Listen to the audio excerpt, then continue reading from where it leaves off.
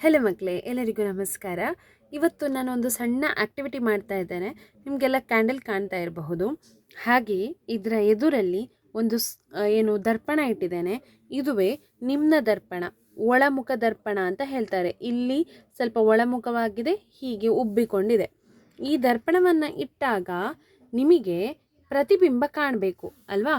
ಯಾವ ರೀತಿ ಪ್ರತಿಬಿಂಬ ಕಾಣ್ತದೆ ಅನ್ನೋದನ್ನು ನೋಡಿ. ಇದು ತಲೆ ಕೆಳಗಾದ ಪ್ರತಿಬಿಂಬ, ಅಂದರೆ ಸತ್ಯ ಪ್ರತಿಬಿಂಬಕ್ಕೆ ಒಂದು ಉದಾಹರಣೆ. ಅಂದರೆ ಇದನ್ನು ಸತ್ಯ ಪ್ರತಿಬಿಂಬ ಅಂತ ಹೇಳ್ತಾರೆ. ಯಾವಾಗ ನಿಮ್ನ ದರ್ಪಣದಲ್ಲಿ ಯಾವತ್ತೂ ತಲೆ ಕೆಳಗಾದ ಸತ್ಯ ಪ್ರತಿಬಿಂಬ ಕಾಣುತ್ತದೆ.